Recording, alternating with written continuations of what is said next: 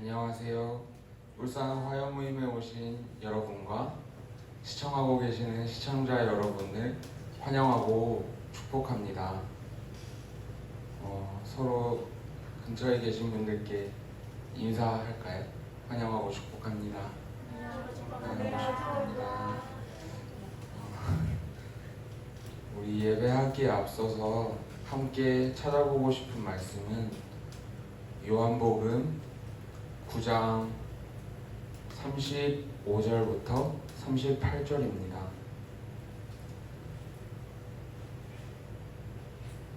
함께 찾아보고 싶은 말씀은 요한복음 9장 35절부터 38절입니다. 다 찾으신 줄 믿고 한 목소리로 읽겠습니다. 예수께서 그들이 그 사람을 쫓아냈다 하는 말을 들으셨더니 그를 만나사 이르시되 내가 인자를 믿느냐? 대답하여 이르시되 그가 누구시니까 내가 믿고자 하나이다.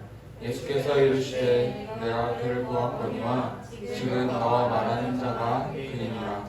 이르되 주여 내가 믿나이다 하고 절하는지라. 아멘.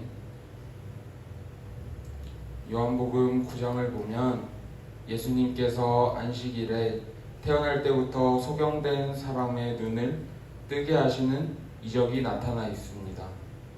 하지만 오늘 함께 나누고 싶은 내용은 예수님께서 소경의 눈을 뜨게 하신 일 이후의 내용입니다.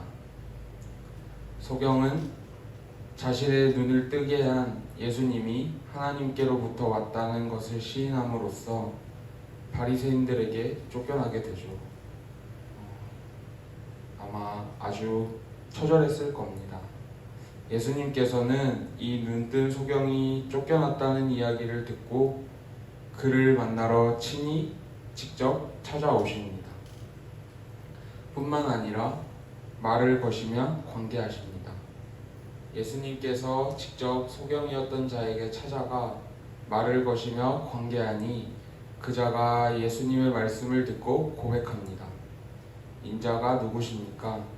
내가 믿고자 합니다. 예수님께서 다시 친히 말씀해 주십니다. 지금 너가 보고 있는, 지금 너와 말하고 있는 바로 내가 하나님으로부터 온 바로 그 자야. 그러자 놀라운 일이 일어납니다. 소경이었던 자가 주님, 내가 믿습니다 라고 고백하고 주님께 절을 하는 것이죠. 이렇듯 주님은 우리를 그냥 내버려 두지 않으시는 분이십니다. 주님의 끝없고 포기 없는 사랑이 우리를 주님과의 더 깊고 깊은 관계 가운데로 들어가게 합니다.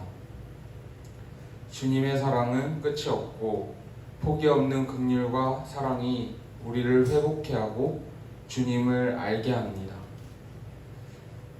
그래서 이 시간 우리가 함께 기도하고자 하는 것은 우리가 우리를 새롭게 하시고 회복케 하시는 주님의 사랑을 갈망하며 나아갑시다.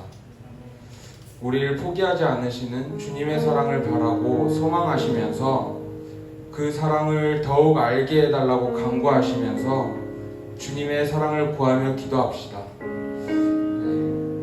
아버지 하나님, 그렇습니다. 오늘 이 시간 하나님 소경을 하나님 찾아가셨던 주님 당신을 기억합니다. 하나님 우리가 힘들고 우리가 지쳐있으니 우리를 그냥 내버려 두지 않으시는 분이심을 다시 한번 기억합니다. 하나님 우리에게 이미 오셨고 계속 오시며 하나님 지속적으로 우리에게 함께 함께하기 원하시는 주님의 사랑을 계속적으로 우리에게 주신 하나님 아버지를 기억합니다. 하나님 주님 당신의 긍휼하심을 다시 한번 기억합니다. 아버지 하나님 주님의 뜻을 구하고 하나님 주님의 사랑을 우리가 더욱더 알게 하여 주시옵소서.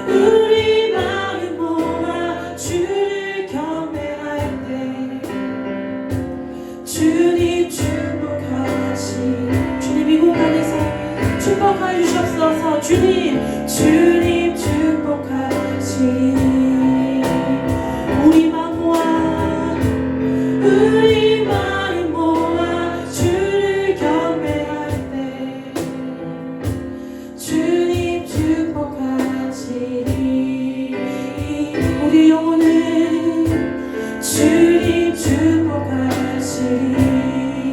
우리의 마음 모아 우리 마음 모아 주를 경배하네. 주님 축복하시리.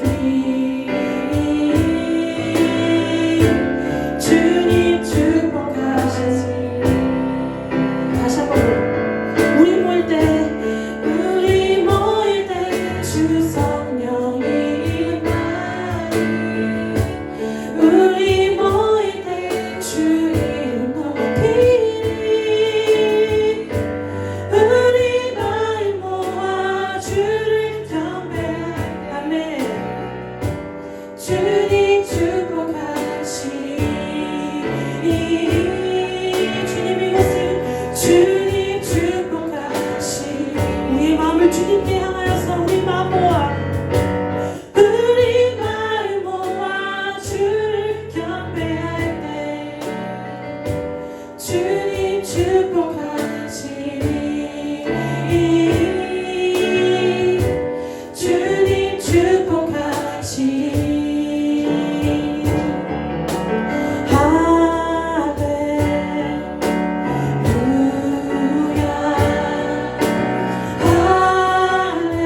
우리가 주님께 집중하시면서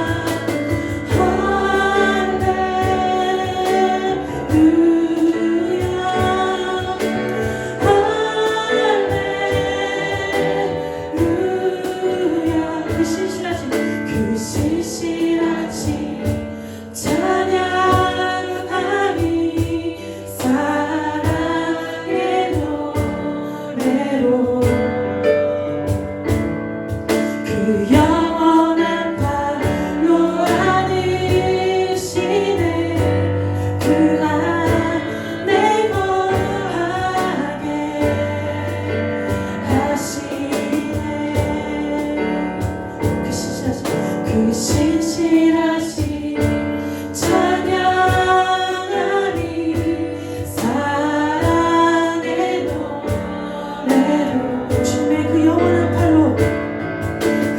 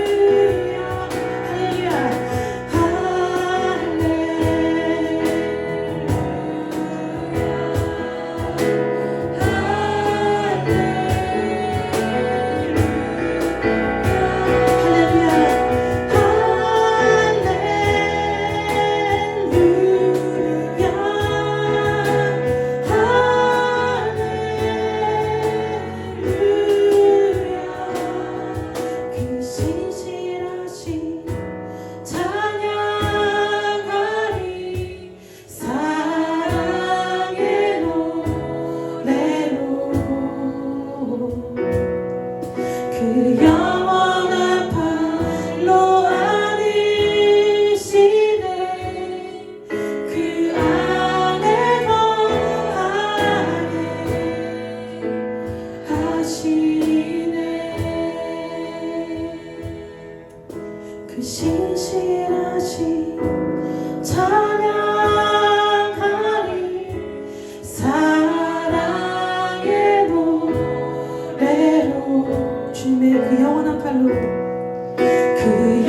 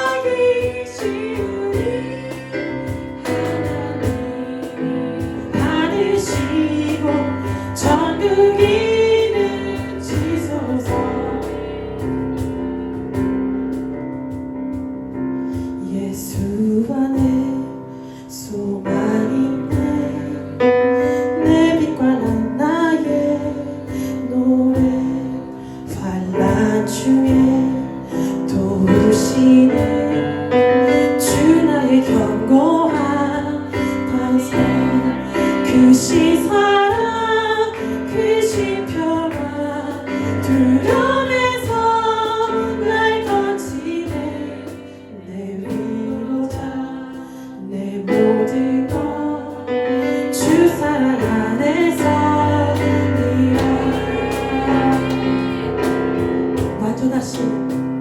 완전하신 하나님이 우리와 같이 되셨네 주 사랑과 그 공의로 세상을 구원하셨네 십자가에 주 달리사 그 진노를 거두셨네 내 모든 죄 담당하신 주의 은혜 살리라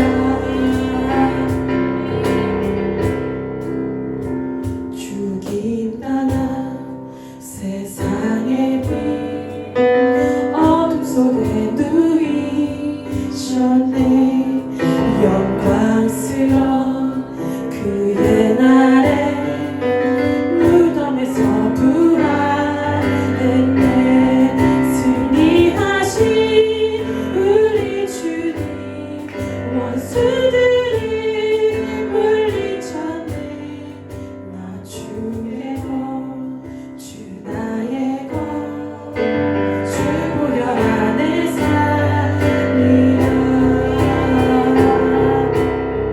주 예수의 능력으로 내 속에 두려움 아멘 나의 삶 모든 순간 주께서 다스리신 어느 것도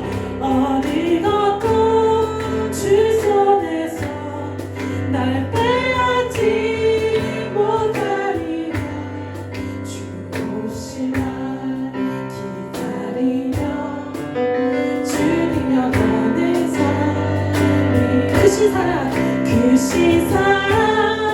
그 신평화 두려움에서 날 거치네 내 위로자 내 모든 것 주 사랑 안에서리라 우리 주님 그 원수들을 물리쳤네 나 주의 것 주 나의 것 주 보혈 안에서리라 마지막으로 주 예수의 능력으로 주 예수의 능력으로 내 영혼에 내 속에 두려움 없네 나의 사는 모든 순간 주께서 다스리시네 어느 것도 주 손에서 날 빼앗지 못하리라 주 오실 날 기다리며 주 능력 안에 살리라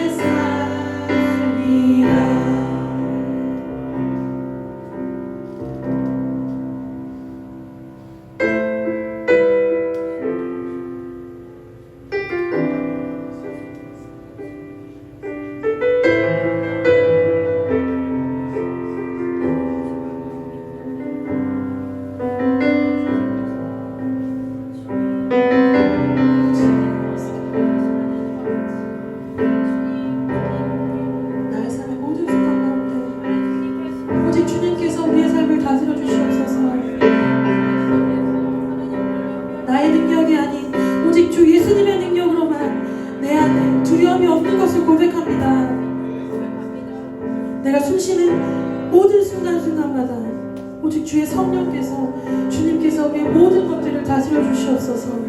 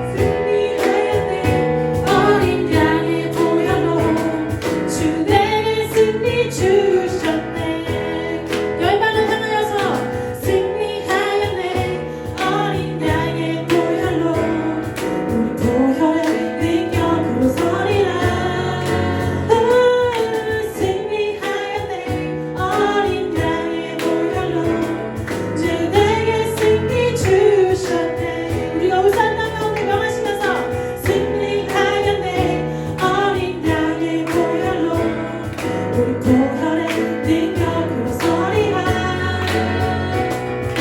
승리하였네 어린 양의 보혈로 주 내게 승리 주셨네. 마지막으로 승리하였네 승리하였네 어린 양의 보혈로 우리 보혈의 능력으로 서리라. 승리하였네 어린 양의 보혈로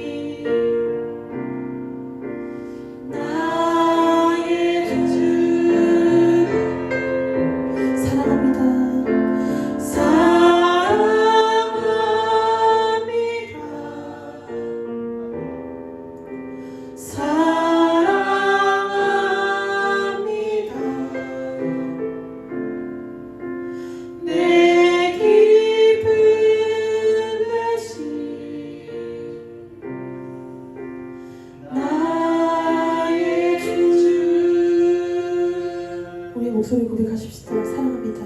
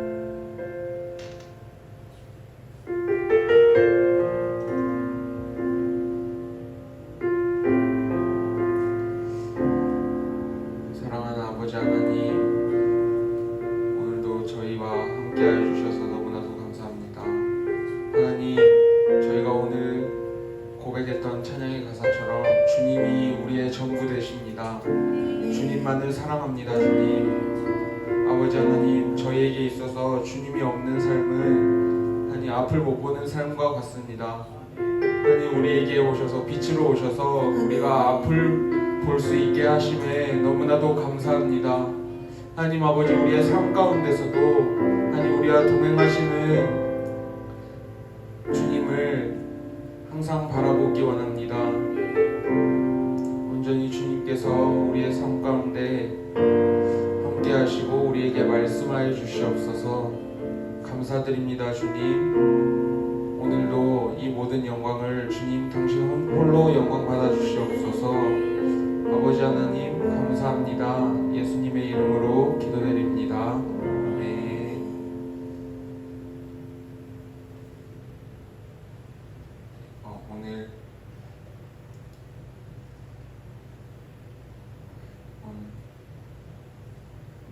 오늘 지금 이 시간은 우리가 이 자리 가운데 새로 오신 분이 없지만 우리가 서로 여기 계신 간사님들과 지금 이것을 시청하고 계시는 우리 시청자 여러분 서로를 함께 축복하는 시간을 가졌으면 좋겠습니다. 축복하는 시간 가지겠습니다. 주의 사랑으로 사랑합니다. 주의 사랑으로 사랑합니다. 형제자매 안에서 주의 영광을 보는 주의 사랑으로 사랑합니다.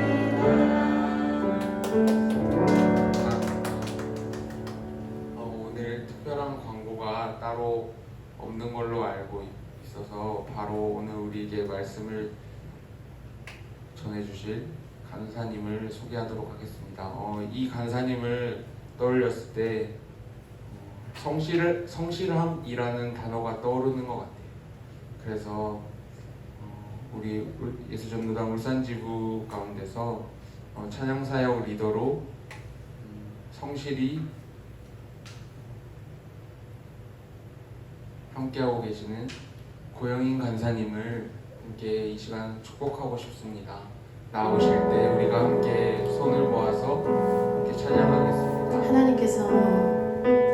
하나님께서 당신을 통해 메마른 땅에 샘물 나게 하시길 가난한 영혼 목마른 영혼 당신을 통해 주 사랑 알기 원하네. 우리 함께 이 시간 영인 간사님을 위해서 그리고 듣는 또 우리를 위해서 듣는 우리 가운데 그리고 전하시는 영인 간사님 가운데 하나님의 은혜가 있기를 위해서 우리가 함께 기도할까요?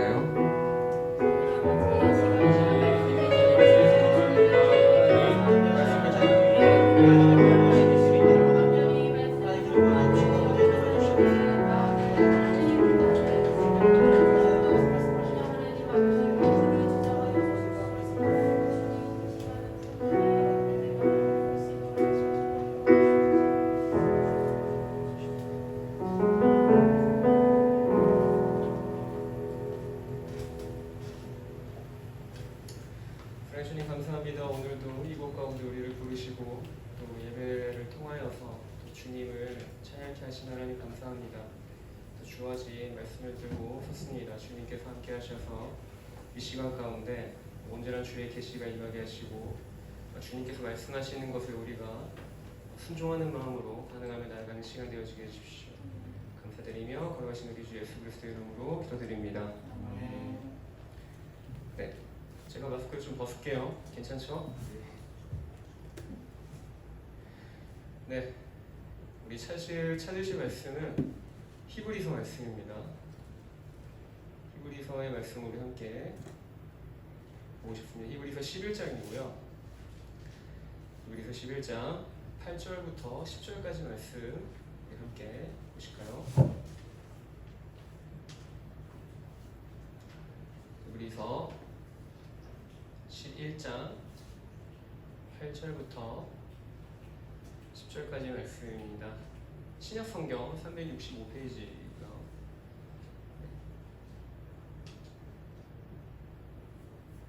제가 한 절, 여러분 한 절, 마지막 절은 함께 읽겠습니다. 제가 먼저 읽겠습니다. 믿음으로 아브라함은 부르심을 받았을 때 순종하여 장래의 유업으로 받을 땅에 나아갈새 갈 바를 알지 못하고 나아갔으며 믿음으로 그가 이방의 땅에 있는 것 같이 약속의 땅에 거류하여 동일한 약속을 유업으로 함께 받을 이삭 야곱과 더불어 장막에 거하였으니. 읽으실까요? 이는 그가 하나님이 계획하시고 지으실 터가 있는 성을 아멘. 우리가 성경의 인물 중에 아브라함 하면 가장 먼저 떠오르는 단어가 있을 것입니다. 뭐죠? 네, 믿음의 조상이죠. 네, 히브리서 11장에는 믿음에 대한 언급을 하고 있습니다. 특별히 1절에 히브리서의 저자가 이렇게 얘기합니다. 믿음은 바라는 것들의 실상이고 보지 못하는 것들의 증거다라고 이야기하고 있죠. 그러니까 믿음 그 자체가 실상이고 증거다라고 이야기하고 있는 것입니다. 비록 그것은 보이지 않는 것이고 때로는 바라는 것에 불과하겠지만 그것이 곧 실상이고 증거다라고 이야기하고 있죠. 믿음에 대해서 그렇게 정의를 한 이제 히브리서의 저자가 이제 그 이후에 이제 자기의 그 편지글에 이제 쭉 이제 유대인들의 그 믿음의 선조들을 한 사람씩 소개를 합니다. 그 중에 이제 아브라함이 등장을 하죠. 오늘 저희가 읽은 이 히브리서 11장 8절에는 이제 아브라함이 소개되어지고 있습니다.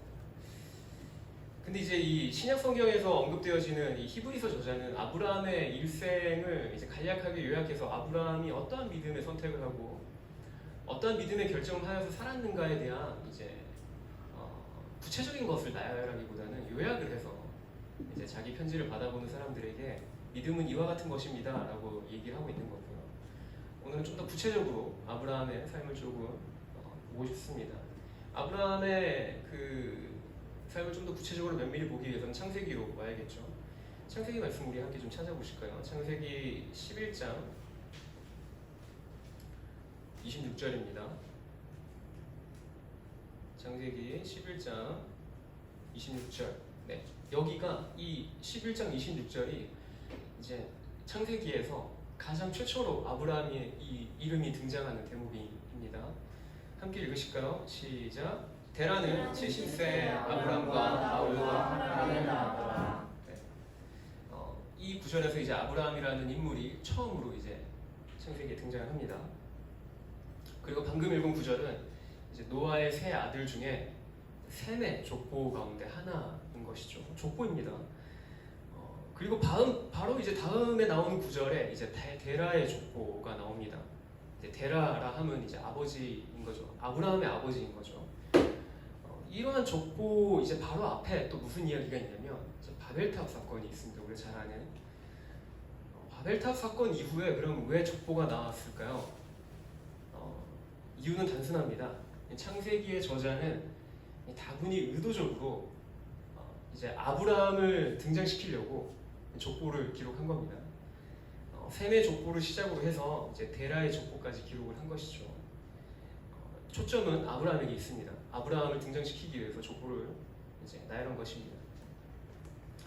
창세기 11장 31절, 네, 함께 읽어보실까요? 바로 그 같은 장의 31절입니다. 함께 읽어보시죠. 시작. 데라가 그 아들 아브라함과 하란의 아들인 그의 손자 롯과 그의 며느리 아브라함의 아내 사레를 데리고 갈대아인의 우르를 떠나 가나안 땅으로 가고자 하더니 하란에 이르러 거기 거류를 하였으며, 네. 이제 여기서부터는 이제 족보가 끝나고 이제 이야기의 형태로 이제 스토리가 전개가 됩니다. 우리가 흔히 알고 있기로는 아브라함이 뭔가 주도적으로 자신의 고향 갈대아 우르를 떠나서 가나안 땅에 간 것으로 우리는 보통 그렇게 생각을 하죠. 하지만 창세기의 저자는 조금 다르게 이야기를 합니다. 아브라함의 아버지 데라가 자신의 온 가족을 이끌고 가나안 땅으로 가려 했다라고 바로 이 구절에서 그렇게 기록하고 있죠. 그러면 이제 우리는 질문을 해봐야겠죠. 데라는 그럼 뜬금없이 왜 어째서 무슨 이유에서 이제 자기의 고향을 떠나 전혀 다른 환경의 이방 땅인 가나안 땅으로 가려 했는가를 질문해볼 필요가 있습니다. 보통 고대 사회에서 이제 이와 같이 이제 온 가족 전체가 거주지를 옮겨서 이제 고향을 떠나는 이유는 사실 대부분이 식량 문제입니다. 근데 이 당시 고대 분동 지역에 가뭄이 일어나거나 식량난을 겪게 되면 보통은 이집트로 이주를 하는 게 정상적인 이제 선택입니다. 가나안으로 향하지 않습니다. 왜냐하면 첫 번째로는 이제 이집트는 나일강 유역이 마를 일이 없기 때문에 이제 늘 안정적인 식량 공급이 이제 보장이 돼 있다라는 것이죠. 그렇기 때문에 식량에 뭔가 문제가 생겼다, 뭔가 먹고 살기가 빠듯해진다 이러면 이제 이집트로 달려가는 겁니다. 그럼 적어도 먹고 사는 데는 문제가 없으니까요. 그와 반대로 가나안이라는 땅은 경제적인 측면에서 뭐 그다지 그렇게 매력 있는 땅은 아닙니다. 왜냐하면 가나안 땅은 몇 가지 지리적인 특징이 있습니다. 먼저 가나안 땅은 광야가 넓고 농사를 지을 수 있는 농지는 되게 부족한 땅입니다. 그리고 언제든지 가뭄이 발생할 수 있는 기후적인 조건을 갖추고 있습니다. 그것과 함께 우기가 6개월, 건기가 6개월 있습니다. 만일 우기에 이른 비가 내리지 않으면 파종을 할 수가 없고, 설령 이른 비가 내려서 제때 파종을 했다 할지라도 그 우기 마지막 끝물쯤에 늦은 비가 내리지 않으면 나달에 속이 차지 않아서 흉작이 되어 버립니다. 성경에 나오는 이른 비와 늦은 비에 대한 기록이 바로 이러한 이제 가나안 땅의 기후적인 특성을 반영하고 있는 거죠.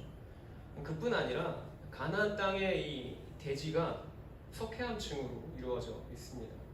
비가 내리면 땅에 쉽게 흡수되어서 지하수로 흘러가 버리는 거죠. 그러니까 물을 가두어 놓고 저장을 해서 뭔가 저수지에 물을 받아놓고 쓸 수 있는 환경의 땅이 아니라는 겁니다. 그래서 이제 그 가나안 지역은 우물이 되게 중요한 지역입니다. 이제 그 지역 가운데 우물은 사람과 가축의 생명줄과도 같은 것이죠. 창세기 곳곳에서 이렇게 우물을 놓고서 서로 다투고 분쟁하는 이야기가 나오는 것도 바로 그것 때문입니다. 다시 말해서 데라가 온 가족을 데리고 가나안으로 이제 떠난 이유는 적어도 식량 문제는 아니었다는 겁니다. 식량 문제였으면 가나안으로 갈 이유가 없는 거죠. 사도행전의 말씀을 한번 좀 찾아볼까요? 사도행전 7장입니다. 사도행전 7장 2절에서 4절의 말씀을 함께 보실까요? 사도행전 7장 2절부터 4절까지 말씀입니다. 신약성경 제가 다닌 성경으로는 196페이지입니다. 네, 다 하신 줄 믿고 함께 한 목소리로 다 같이 읽겠습니다. 시작. 스데반이 이르되 여러분 부용들이여 들으소서. 우리 조상 아브라함이 하란에 있기 전 메소포타미아에 있을 때 영광의 하나님이 그에게 보여 이르되 내 고향과 친척을 떠나 내가 내게 보일 땅으로 가라 하시니 아브라함이 갈대아 사람의 땅을 떠나 하란에 거하다가 그의 아버지가 죽음에 하나님이 그를 거기서 지금 이 땅으로 옮기셨느니라. 아멘.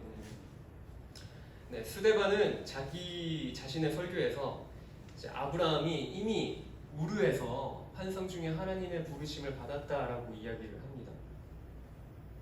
근데 중요한 건 창세기에는 이와 같은 내용이 생략이 되었다라는 것이죠. 사도행전에 기록된 스데반의 설교를 참고해서 보면 아브라함은 이미 그 메소포타미아, 즉 갈대아인의 그 우르 지역에서 환상 중에 하나님의 부르심을 받았을 것이고 그것을 아버지 데라에게 말하여서 설득을 했을 것입니다. 즉 데라는 아브라함의 설득 끝에 가나안 땅으로 이주하기로 결정을 내렸다라고 추론을 해볼 수 있는 것입니다. 고대 근동 지역에서 친족이라고 함은 이제 한 지역을 거점으로 삼아서 이제 서로 이제 단단하게 결속하여서 서로를 보호하는 역할을 합니다. 그런 점에서 이제 아브라함의 설득과 데라의 결정이 매우 과감한 것이라고 할 수 있죠. 왜냐하면 친족을 떠나게 되면, 즉 고향을 떠나게 되면 당시의 문화로는 그 폭력과 굉장히 불합리하고 혹은 불법적인 대우에 자기를 보호할 수 있는 수단이 사라지는 겁니다. 그렇기 때문에 고향을 떠난다는 것, 친족을 이렇게 떠나서 나그네 신세로 그냥 떠돌아다니면서 살아간다는 것, 이거는 굉장히 그냥 일반적으로 할 수 있는 결정은 아닌 것이죠. 더군다나 앞서 살펴본 가나안 땅의 열악한 조건들을 볼 때 광활한 농지와 끝없는 풀밭이 펼쳐져 있는 그 메소포타미아 지역을 포기하고서 가나안으로 이주를 결정한 것은 대단한 믿음의 결단이 아닐 수 없습니다. 사실 이것을 시작으로 이제 아브라함의 삶에는 계속해서 이 믿음의 선택과 결단을 내려야 하는 삶의 순간이 찾아옵니다. 조금 많이 건너가서요, 다시 구약의 창세기로 다시 되돌아오도록 하겠습니다. 창세기 13장 9절을 함께 보고 싶습니다. 창세기 13장 9절의 말씀입니다.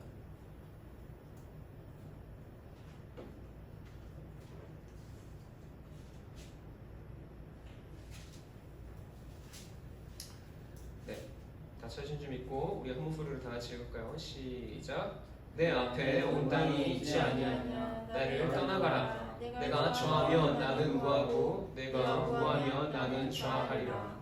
네. 무슨 내용인지 아시죠? 이제 아브라함이 자신의 조카 롯과 이제 거의 이렇게 근처에서 살다가 이제 그들의 소유가 서로 많아지니까 목자들이 서로 다투어서 결국에는 안 되겠다 싶어서 아브라함이 이와 같은 제안을 하는 것이죠. 제가 앞서 소개한 대로 가나안에서 우물은 생존을 위하여서는 되게 중요한 이제 자산입니다. 그리고 보통 이제 그 우물을 중심으로 거점을 이제 잡게 되어 있죠. 아마 아브라함과 롯의 분쟁도 같은 이유였을 겁니다. 그 가나안이라고 하는 땅이 사실 그렇게 막 땅을 파는 즉시 바로 막 이게 물이 솟아나는 땅은 아니니까요. 아브라함과 롯의 목자가 서로 다투었다는 건 이제 양과 가축을 먹이기 위한 목초지와 우물이 이제 서로의 생활 반경권이 이제 서로 겹쳤다라는 것을 의미하죠. 그리고 그 앞에 있는 우리가 9절을 읽었지만 그 앞에 있는 7절을 읽어보시면 이제 아브라함과 롯뿐만 아니라 그 아브라함과 롯이 살고 있는 그 가나안 땅 그 지역에 누가 있었냐면 가나안 사람과 브리스 사람이 있었다라는 언급이 있습니다. 다시 말해서 이미 그 아브라함과 롯이 거주하고 있는 그 국한된 그 지역은 이미 여유가 없는 땅이었던 거죠. 이때 아브라함이 우리가 읽은 대로 먼저 롯에게 제안을 합니다. 너가 먼저 선택해라. 너가 우하면 내가 좌하고 너가 좌하면 내가 우할게 라고 제안을 하는 거죠. 단순히 분쟁을 해결하기 위한 제안으로도 볼 수 있지만 이제 아브라함의 지금의 이 제안은 이 아브라함 같은 경우에는 하나님을 향한 믿음에서 나온 결단이었을 것으로 보여집니다. 재차 반복해서 이야기하지만 가나안 땅은 경제적인 측면에서 그렇게 매력적인 땅이 아닙니다. 아브라함이 롯에게 먼저 선택권을 준 그 이유는 경제적인 측면에서는 가나안 땅이 별로 매력이 없고 별 볼 일 없는 땅이긴 하지만 하나님의 약속이 있는 땅이기 때문에 아브라함 자신은 가나안에 그대로 머물러 있겠다라는 의지이기도 합니다. 반면 롯은 자신의 눈에 가장 좋아 보이는 요단강 유역을 이제 바라보고서 그 땅이 좋아 보이기 때문에 그곳을 선택하여서 떠나가죠. 수자원이 풍부하고 초원이 드넓게 펼쳐진 그 땅은 목축을 하기에 적합한 땅으로 보였을 것입니다. 10절을 보시면 롯이 바라본 그 땅이 마치 여호와의 동산, 즉 에덴 동산 같고 애굽 땅, 즉 이집트 땅과 같았다라고 합니다. 롯이 육신의 정욕과 안목의 정욕을 따라서 자신의 거처를 선택할 때 아브라함은 눈에 보이는 대로라면 사실 뭐 우물도 많지 않고 늘 언제나 물 때문에 옮겨 다녀야 되는 목초지도 그렇게 많지 않은 그 척박한 땅이지만 하나님의 약속을 바라보면서 이제 가나안 땅에 머물기로 결정을 하는 것이죠. 이러한 아브라함의 믿음의 결정을 보시고 하나님은 롯이 떠난 직후에 아브라함에게 나타나십니다. 14절부터 17절을 함께 읽어보겠습니다. 14장의 14절부터 죄송합니다. 13장의 14절부터 17절입니다. 13장 14절부터 17절 함께 읽으실까요? 롯이 아브라함을 떠난 후에 여호와께서 아브라함에게 이르시되 너는 눈을 들어 너 있는 곳에서 남쪽과 동쪽과 서쪽을 바라보라. 보이는 땅을 내가 너와 내 자손에게 주리니 영원히 이르리라. 내가 내 자손이 땅에 티끌 같게 하리니 사람이 땅에 티끌을 능히 셀 수 있을진데 내 자손도 세리라. 너는 일어나 그 땅을 종과 횡으로 두루 다녀라. 내가 그것을 내게 주리라. 아멘. 아브라함에게 큰 민족을 이루며 가나안 땅을 기업으로 주겠다라는 약속은 사실 새삼스러운 약속은 아닙니다. 왜냐하면 이미 이 약속은 처음 아브라함이 하나님께로부터 부르심을 받을 때, 즉 메소포타미아에 있을 때 그때 하나님이 하셨던 그 약속입니다. 근데 여기서 뭐 새삼스럽게 또 그 약속을 또 한 번 언급하시는 건 왜일까요? 롯의 그 관계 안에서 그 분쟁이 있었던 그 관계 안에 이제 아브라함은 먼저 이제 롯에게 양보를 한 거죠. 선택권을 네가 먼저 선택해. 좋은 땅을 선택할 수 있는 그 선택권을 너가 먼저 가져가라고 이렇게 롯에게 양보를 한 거죠.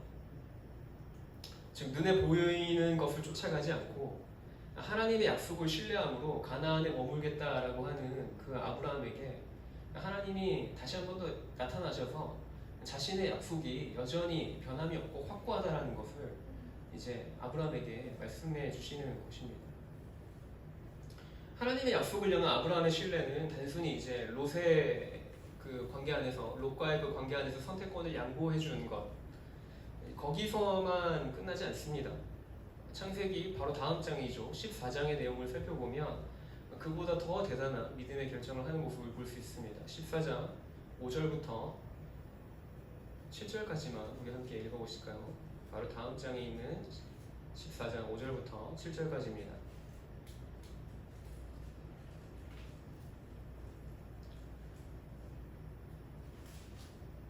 14장 5절부터 7절 함께 읽겠습니다.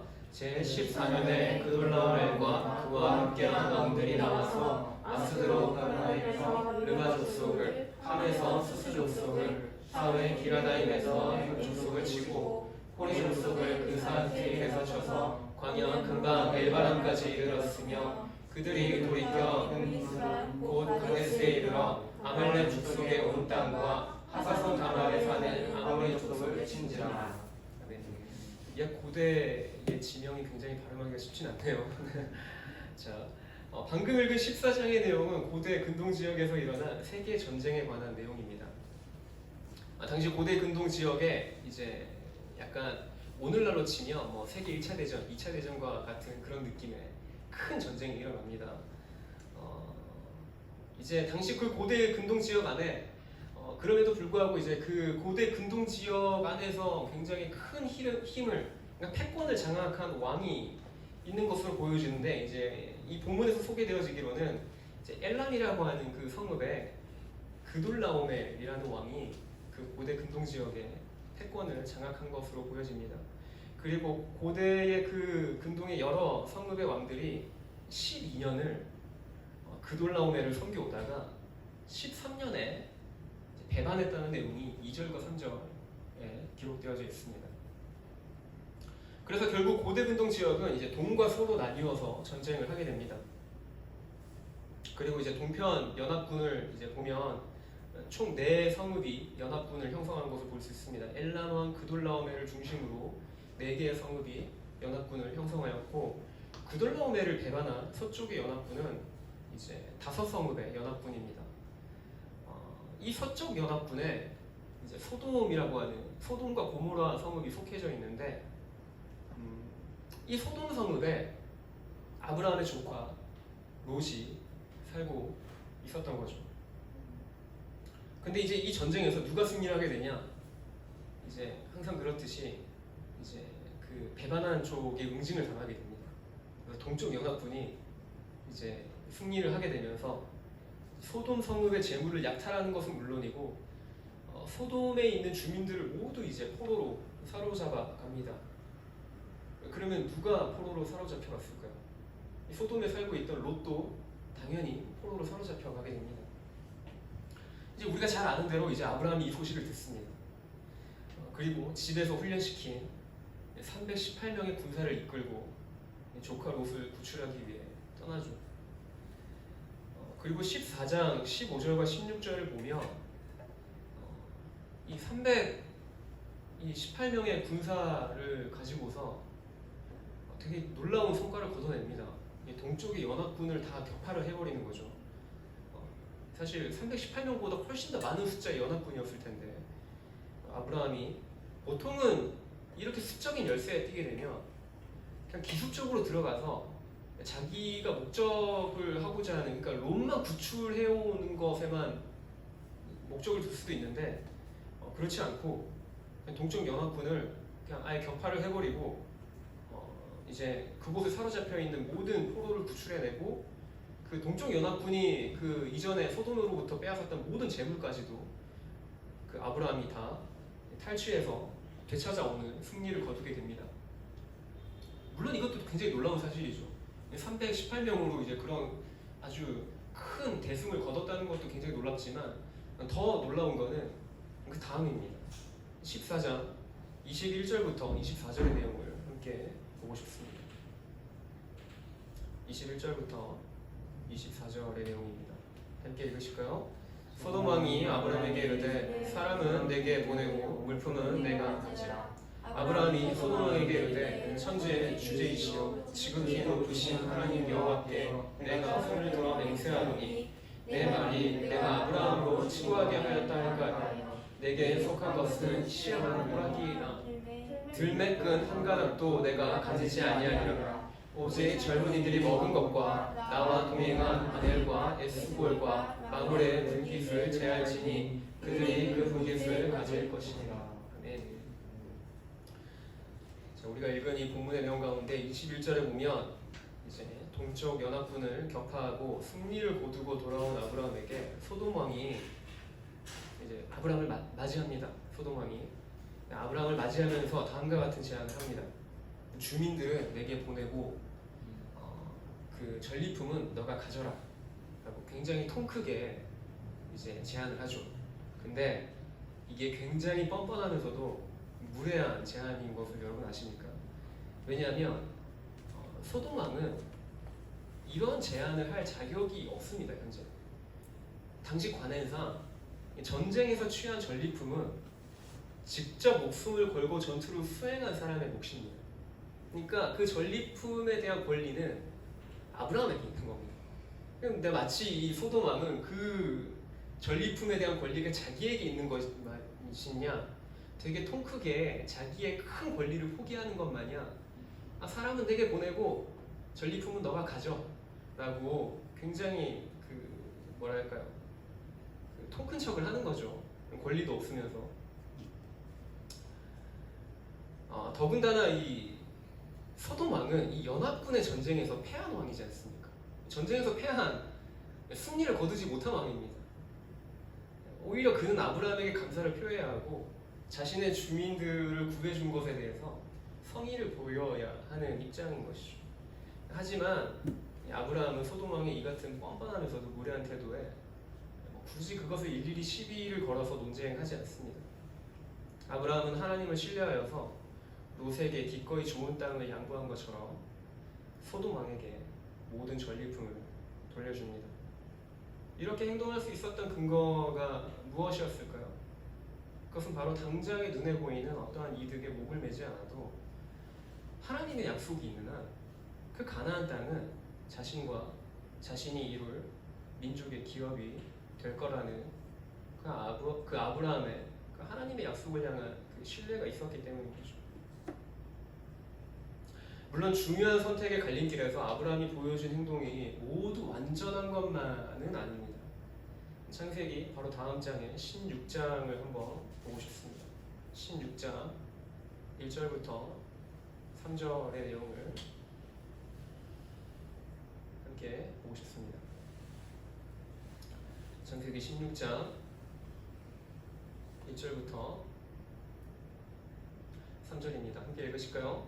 아브라함의 아내 사레는 출산하지 못하였고 그에게 할미종이 있으니 애국 사람이요 이름은 하갈이라. 사레가 아브라함에게 이르되 여호와께서 내 출산을 허락하지 아니하셨으니 원하건대 내 여종에게 들어가라. 내가 곧 그런 말미암아 자녀를 얻을까 하노라. 아브라함이 사레의 말을 들으니라. 아브라함의 아내 사레가 그 여종 애국 사람 하갈을 데려다가 그 남편 아브라함에게 처음으로 준 때는 아브라함이 가나안 땅에 거주한 지 10년 후였더라.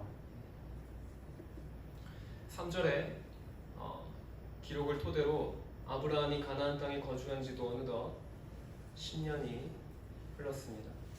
10년이 지났지만 아브라함 부부는 여전히 아이를 갖지 못한 상황인 거죠.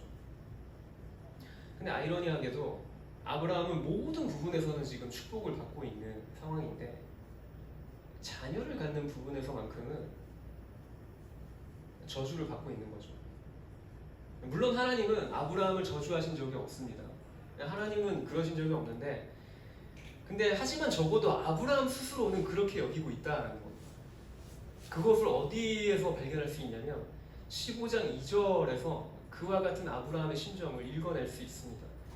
그 앞에 있는 15장의 2절을 함께 보실까요? 15장 2절입니다. 함께 읽겠습니다. 아브라함이 이르되 주 여호와여 무엇을 내게 주시려 하나이까? 나는 자식이 없사오니 나의 상속자는 이 다메섹 사람 엘리에셀입니다. 이 고백을 한 때가 이제 아브라함이 소돔 왕에게 자기의 전리품, 자기가 취한 모든 전리품을 포기하고 양보한 이후에 그 다음에 이제 하나님이 아브라함에게 그때도 다시 한번 나타나십니다. 그리고 아브라함에게 이같이 말씀하시죠. 두려워하지 말라라고 말씀하십니다. 자신이 아브라함의 방패가 되겠고 큰 상급이다라고 말씀을 하십니다. 일찍이 아브라함이 메소포타미아에 있을 때 하셨던 약속을 여기서도 다시 한 번 더 재확증을 하시는 겁니다. 이때 아브라함이 이제 우리가 읽었던 구절처럼 이제 대답을 하는 겁니다. 하나님 대체 제게 무엇을 주려고 하십니까? 저는 자녀가 없습니다. 라고 대답을 하는 거죠. 근데 여기서 이 자녀가 없다는 말, 이 무자녀를 뜻하는 이 말의 히브리어를 보게 되면 아리리라고 합니다. 이 아리리가 무자녀를 뜻하는데 이 아리리라는 단어에는 무엇이 전제가 되어져 있냐면 하나님의 저주에 의한 징계가 전제가 되어져 있는 단어입니다. 즉 아브라함 스스로는 지금 현재 하나님께 저주를 받아서 징계를 받고 있다라고 스스로를 그렇게 여기고 있다는 것입니다. 사실 아브라함에게 지금 절박한 것은 물질적인 보상이 아닙니다. 그의 씨, 즉 후손입니다. 물질적인 소유는 충분하니까 만약 하나님이 무엇을 주시겠다고 한다면 자녀를 달라고 아브라함이 직접 요구하는 모습을 이 본문에서 볼 수 있는 거죠. 이전까지는 하나님이 아브라함에게 나타나셔서 일방적으로 아브라함이 받을 복에 대해서 말씀하셨다고 한다면 방금 읽은 이 15장에서의 아브라함은 직접 자신의 소원을 하나님께 아브라함이 어필하고 있습니다. 그리고 이 약속의 재확증이 있은 뒤 몇 년이 지나 이제 가나안 땅에 온 지 10년째가 되던 이 해에 사라 역시도 아브라함과 같은 표현을 써서 이야기합니다. 우리가 그 앞전에 읽었던 16장 2절에 사라는 이렇게 얘기합니다. 여호와께서 내 출산을 허락하지 않으신다. 즉 아브라함과 사라는 둘 다 하나님께 저주를 받아 징계를 받는 삶의 시간을 통과하고 있는 것입니다. 하나님은 그러신 적이 없지만 적어도 아브라함과 사라 스스로는 그렇게 자기의 삶을 해석하고 여기며 인내하고 살아가고 있는 중이다라는 거죠. 사라의 제안은 다음과 같습니다. 자신에게 이집트 여종이 있으니까 그와의 관계를 통해 자녀를 낳으라는 것입니다. 그리고 아브라함은 그러한 사라의 제안을 받아들입니다. 많은 사람들이 이제 이러한 아브라함의 행동을 불신앙적인 행동으로 해석하고 보기도 합니다. 물론 아브라함이 이때 이제 아내 사라를 설득해서 하나님의 때를 기다렸다면 그럼 정말 멋있었겠지만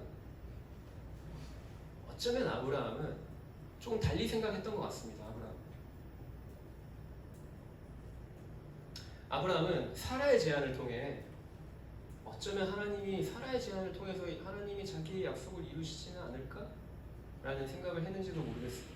왜냐하면 이미 이 10년이 되기까지 하나님이 여러 차례 하나님께서 이 아브라함에게 나타나셔서 자녀를 약속하셨습니다. 그리고 그 기다리는 시간이 이제 어느덧 1년, 2년, 3년 이렇게 계속 흘러서 이제 10년이 찬 거죠. 유대 민족을 비롯해 고대 근동 지역을 살아가는 사람들에게 10이라는 숫자는 완전수입니다. 완전한 숫자로 여겨진 숫자인 것이죠. 이때 아브라함의 나이가 85세, 사라의 나이는 75세입니다. 사라는 여성으로서 오래전에 가임기가 끝나고 갱년기가 찾아왔을 겁니다. 이런 모든 상황들을 종합적으로 살펴보면 이제 아브라함은 이제 기대할 수 있는 건 단 하나죠. 사라가 제안한 방법을 통해서 하나님이 나에게 약속하신 상속자를 주시는 거겠구나 라고 그렇게 생각을 했을 수도 있다는 것이죠. 결과적으로 아브라함은 하나님의 뜻을 완전히 오해한 거죠. 완전히 오해했지만 적어도 아브라함의 선택과 결정의 기준은 그 오해마저도 하나님의 약속이 있었다는 겁니다. 창세기 17장으로 건너와서 다시 한 번 더 아브라함의 믿음의 선택의 모습들을 살펴보고 싶습니다. 창세기 17장 17절부터 19절까지의 말씀입니다. 창세기 17장 17절부터 19절까지의 말씀 함께 읽으실까요? 아브라함이 엎드려 웃으며 마음속으로 이르되 100세 된 사람이 어찌 자식을 낳을까? 사라는 90세니 어찌 출산하리요 하고 아브라함이 이에 하나님께 아뢰되 이스마엘이나 하나님 앞에 살기를 원하나이다. 하나님이 이르되 아니라 내 아내 사라가 내게 아들을 낳으리니 너는 그 이름을 이삭이라. 내가 그와 내 언약을 세우리니 그의 후손에게 영원한 언약이 되리라. 아멘. 이제 그런 사라의 제안을 받아들이고 태어난 게 이스마엘이죠. 그리고 그렇게 이스마엘이 태어나고 다시 세월이 흐릅니다. 그리고 13년이 다시 또 흐릅니다. 13년의 세월이 흘러서 이제 아브라함의 나이 99세, 사라의 나이 89세가 됩니다. 하나님은 그동안 자신의 약속이 변함없다는 말씀을 여러 차례 하셨지만 24년 동안, 즉 갈대아 우르를 떠난 시점으로 보았을 때 그때를 기점으로 24년 동안이나 그 약속을 이행하지 않으셨습니다. 이제 아브라함은 더 이상 자녀를 가질 수 없는 나이가 되었습니다. 우리가 방금 읽은 이 17장의 18절에서 아브라함은 이미 자신의 상속자로 이스마엘을 점찍어 두고 있다는 것을 우리가 읽을 수 있죠. 그리고 24년의 기다림 끝에 이행되지 않은 그 하나님의 약속으로 인해서 지금 현재 이 아브라함의 심정은 하나님에 대해서 크게 실망하고 있다는 것을 알 수 있습니다. 그 말의 뉘앙스가 그것을 잘 전달해주고 있습니다. 18절에 보면 하나님이 뭔가 아브라함에게 명확하게 말씀하심에도 불구하고 아브라함은 이렇게 얘기합니다. 이스마엘이나 하나님 앞에서 살기를 원합니다. 이 말의 뉘앙스가 느껴지십니까? 됐습니다. 됐고요. 그냥 내가 낳은 이 이스마엘이나 하나님 앞에서 잘 살면 그걸로 족하겠습니다. 이 말의 뉘앙스가 이 아브라함 이 말에 담겨져 있는 거죠. 사라 역시 그 다음 장에 보면 18장에 보면 자신이 출산하게 될 거라는 하나님의 말씀을 듣게 됩니다. 근데 그때에도 사라 역시도 속으로 비웃으며 아브라함과 같은 생각을 합니다. 아브라함이 이제 곧 100세고 자신이 90세인데 내게 무슨 즐거움이 있겠느냐라고 얘기하는 거죠. 하지만 하나님은 이러한 아브라함이나 사라의 이 비아냥이 섞인 웃음을 따로 벌하시거나 질책하시지 않습니다. 왜냐하면 현재 아브라함과 사라는 그동안 오랜 세월을 기다렸습니다. 하나님도 그걸 아시는 거죠. 특히 사라는 하갈과의 큰 갈등을 빚었고 큰 상처를 입었죠. 오랫동안 낙심하고 실망한 상태에 이르렀습니다. 이러한 상황에서 하나님이 똑같은 말씀을 또 반복해서 하시는데 그렇군요 하나님, 정말 내 안에 그 영원토록 변치 않는 소망이 넘칩니다 라고 반응을 하는 게 그게 과연 정상일까요? 전 그렇지 않다고 봅니다. 오히려 정상적인 반응이라면 또 저 말씀 또 그냥 똑같이 또 같은 말씀 또 하시는구나, 여전히 하나님은 말씀만 하시고서 내 삶 가운데 일하시지 않는 분, 이렇게 반응하는 게 정상 아니겠습니까? 하나님의 약속이 마치 희망 고문처럼 여겨졌을 겁니다. 이러한 아브라함의 마음을 하나님이 아셨는지 그 이전과는 달리 하나님의 약속이 더욱 구체적인 것을 볼 수 있습니다. 우리가 방금 읽었던 이 본문의 17장 19절의 내용을 보면 아브라함의 아내 사라가 출산하게 되어질 거라는 것과 또 심지어 태어나게 될 아이의 이름까지 언급하십니다. 더 나아가서는 21절에서는 그 시기까지도 말씀하십니다. 내년 이맘때쯤에 너가 출산하게 될 거다라고 그 어느 때보다 구체적이면서도 명확하게 아브라함에게 자신의 약속이 여전히 유효하다라는 것을 말씀하십니다. 그리고 아브라함은 다시 한 번 더 이 하나님의 약속을 신뢰하기로 결정합니다. 그것을 알 수 있는 대목이 바로 이와 같은 약속을 하시면서 아브라함에게 한 가지를 명하신 것이 있습니다. 그것은 아브라함의 가족 중에 있는 모든 남자에게 할례를 행하라라는 것이었죠.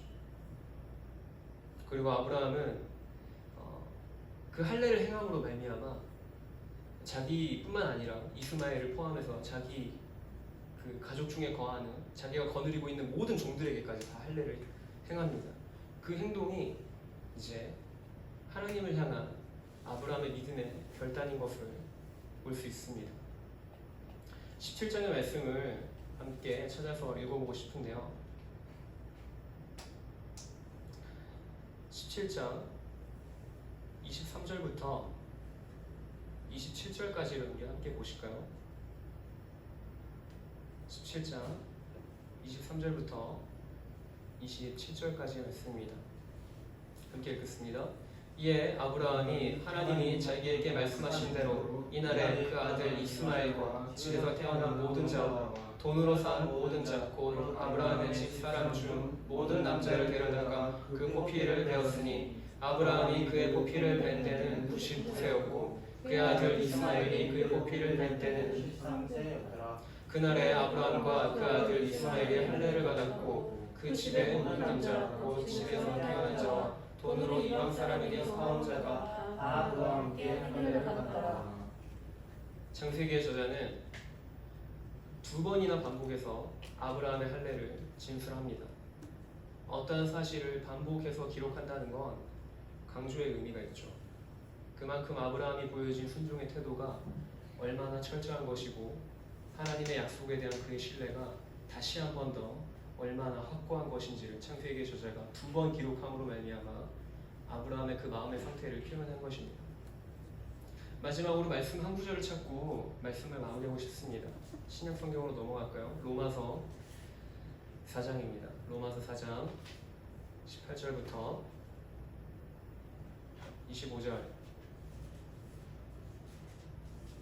25절까지 말씀을 함께 보고 싶습니다. 로마서 4장 18절부터 25절입니다. 신약 성경 244페이지입니다. 다 찾으신 줄 믿고 한 목소리로 다 같이 읽겠습니다. 아브라함이 바랄 수 없는 중에 바라고 믿었으니 이는 내 후손이 이르리라 하신 말씀대로 많은 민족의 조상이 되게 하려 하심이라. 그가 백세가 되어 자기 몸이 죽은 것 같고 사라의 태가 죽은 것 같음을 알고도 믿음이 약하여지지 아니하고 믿음이 없어 하나님의 약속을 의심하지 않고 믿음으로 견고하여져서 하나님께 영광을 돌리며 약속하신 그것을 또한 능히 이루실 줄을 확신하였으니 그러므로 그것이 그에게 의로 여겨졌느니라. 그에게 의로 여겨졌다 기록된 것은 아브라함만 위한 것이 아니요 의로 여기심을 받을 우리도 위함이니 곧 예수 우리 주를 죽은 자 가운데서 살리신 이를 믿는 자라. 예수는 우리가 범죄한 것 때문에 내줌이 되고 또한 우리를 의롭다 하시기 하여 살아가셨느니라. 아멘. 로마서의 저자는 말합니다. 아브라함이 많은 민족의 조상이 될 수 있었던 것은 그의 삶의 순간에 어떠한 중요한 것을 선택해야 하고 결정해야 할 때 비록 눈에 보이지는 않지만 하나님의 약속에 대한 신뢰와 믿음을 갖고서 선택하고 결정한 믿음의 모습이 하나님께 의로 여겨졌다라고 이야기하고 있습니다. 물론 아브라함의 삶에 시행착오가 있었습니다. 하지만 그 시행착오 안에서도 아브라함의 선택의 기준은 언제나 하나님의 약속이었음을 우리는 생각해봐야 합니다. 하나님의 뜻을 오해해서 잘못 판단하고 하나님이 본래 의도하신 뜻과는 조금 다른 길로 걸어갈 수 있죠. 아브라함에게는 그러한 선택과 결정이 이스마엘이었을 것입니다. 그렇다 할지라도 아브라함의 선택의 기준은 하나님의 약속이 있었다는 것입니다. 그리고 그 믿음과 마음의 태도가 하나님께 의로 여겨졌다라고 로마서의 저자는 이야기합니다. 우리가 이 시간 함께 좀 기도하실까요? 하나님께 의로 여겨진 하나님을 향한 아브라함의 신뢰와 믿음의 태도는 이 로마서의 저자의 말을 빌리면 아브라함만을 위한 것이 아닙니다. 즉 다시 얘기해서 하나님은 아브라함에게 온전한 신뢰를 요구하셨죠. 비록 우리가 하나님의 뜻을 다 알지 못하여서 비록 아브라함이 뭔가 하나님의 뜻을 오해하여서 뭔가 하나님의 의도와는 조금 다른 선택을 하였다 할지라도 그 안에 그 선택에는 하나님을 향한 온전한 신뢰가 있었다는 것입니다. 그리고 그 온전한 신뢰는 하나님께서 아브라함에게뿐만 아니라 저와 여러분에게도 동일하게 요구하시는 줄 믿습니다. 하나님을 향한 우리의 신뢰가 눈에 보이는 상황과 환경이 아닌 영원토록 변치 않는 약속에 근거한 것이길 소망합니다. 그래서 우리가 이제 함께 기도합시다. 하나님, 내 모든 삶의 행동과 선택과 결정의 기준이 하나님의 약속을 믿는 믿음이길 소망합니다. 비록 눈에 보이는 상황은 아무런 변화가 없고 하나님의 약속이 나에게서 멀게만 느껴져도 온전한 신뢰를 주님께 드리며 내가 선택하며 결정하며 살아가길 소망합니다. 하나님이 언제나 선하신 분이시다라는 것을 우리가 좀 신뢰하시면서 주님, 나의 모든 선택과 결정의 기준이 주님께서 나에게 처음에 하신 그 약속에 내가 머물러 있겠습니다. 주님이 나에게 하셨던 그 약속 가운데 내가 온전한 신뢰를 드리며 내 삶을 드리겠습니다. 우리가 그렇게 주님을 신뢰하시고 우리의 삶을 좀 주의 손에 올려드리며 함께 기도하며 나아가십시다. 기도하겠습니다. 주님 하나님 아버지께서 나의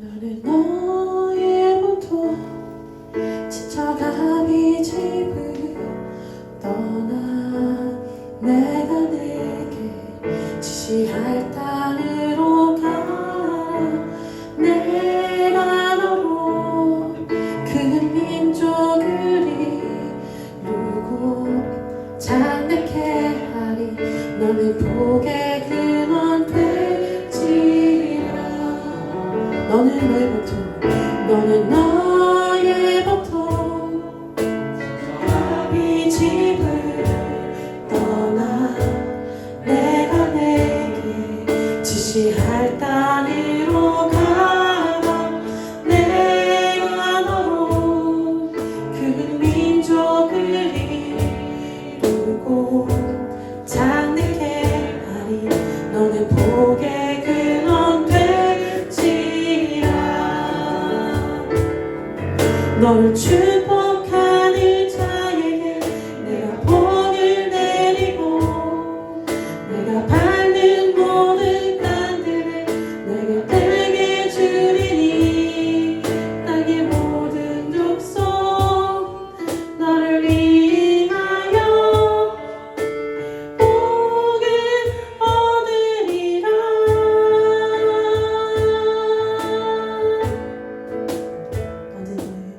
너는 너의 보통 지쳐간 이 집을 떠나 내가 내게 지시할 땅으로 가라 내가 너로 그 민족을 이루고 자네게 하리 너는 복의 근원 되지라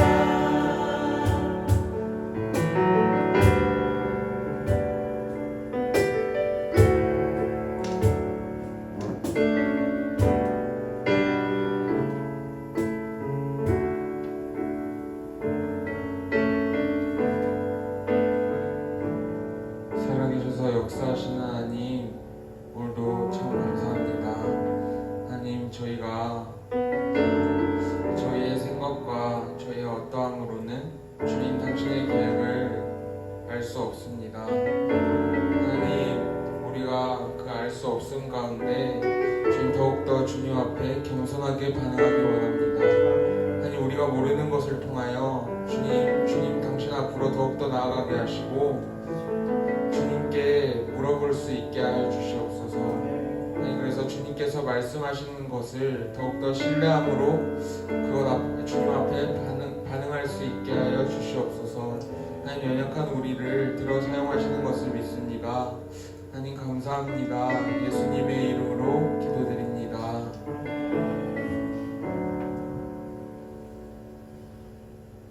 네, 오늘 우리가 함께 중보기도 했으면 좋겠는 영역은요, 이번 주와 지난주에 있었던 태풍으로 인해서 피해를 입은 사람들을 위해서 우리가 함께 기도했으면 좋겠는데요. 이 9호 태풍 마이삭과 10호 태풍 하이선으로 인하여서 많은 사람들이 육체적으로, 정신적으로 그리고 피해를 많이 봤다고 뉴스를 통해서 확인하고 있는데요. 그 피해를 입은 사람들 가운데에도 주님께서 함께하여 주시기를 위해서 함께 기도했으면 좋겠고, 다음으로 하나님이 그 피해를 입은 사람들에게 다가가서 위로하시는 분이심을 그들이 깨달을 수 있기를 위해서 우리가 함께 기도했으면 좋겠고, 또한 그들이 다른 것이 아니라 그들의 삶 가운데 찾아가셔서 위로하기 원하시는 주님으로 인해서 위로를 얻을 수 있기를 위해서, 그리고 그들이 그것을 통하여서 주님을 믿게 되는 일들이 일어날 수 있기를 위해서 우리가 오늘 함께 기도하셨으면 좋겠습니다. 네, 이 시간 우리 함께 기도할까요?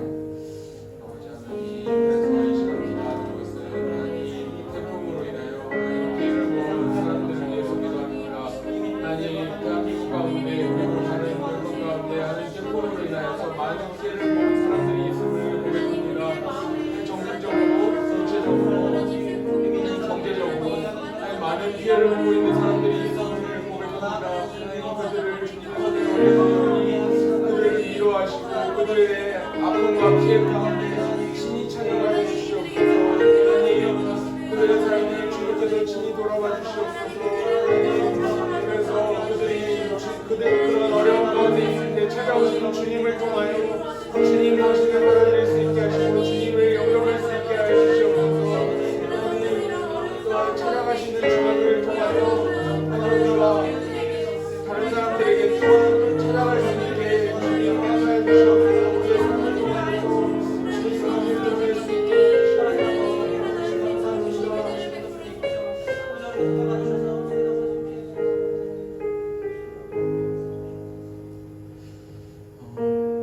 아버지 하나님, 우리가 오늘 태풍 피해를 입은 사람들을 위해서 기도했습니다. 하나님, 그들이 정신적으로, 육체적으로, 경제적으로 많은 피해를 입었는 줄 압니다. 하나님, 그것을 또한 주님께서 이미 알고 계심을 믿습니다. 하나님, 그들 가운데 주님께서 친히 찾아가 주시옵고 직접 말을 거시며 그들의 아픔을 주님께서 나눠 주시옵소서. 그래서 그러한 것을 통하여 궁극적으로 하나님 그들이 주님 당신을 알 수 있게 하여 주시옵소서. 주님을 받아들이게 하시고 그들을 위로하시는 분이 주님 당신이심을 그들이 믿게 하여 주시옵소서. 아버지 하나님, 우리 모두에게 위로가 되어 주셔서 감사합니다. 친히 우리의 아픔 가운데, 우리의 힘듦 가운데 같이 오셔서 같이 아파하시고 힘들어 해주셔서 감사합니다. 주님, 앞으로의 삶 가운데서도 우리도 주님과 같이 주님의 모습을 배워서 그러한 아픔을 가지고 있는 사람들에게 다가갈 수 있게 해 주시옵소서. 감사드립니다. 이 모든 말씀 예수님의 이름으로 기도드립니다. 주의 나라가 임할 때 하나님 임재하실 때 예배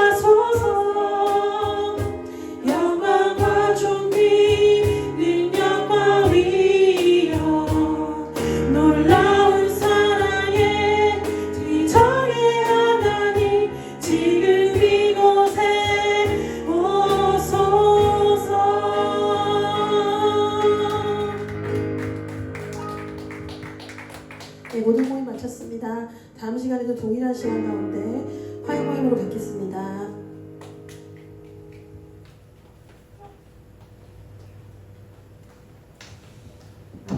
음악 맞춰.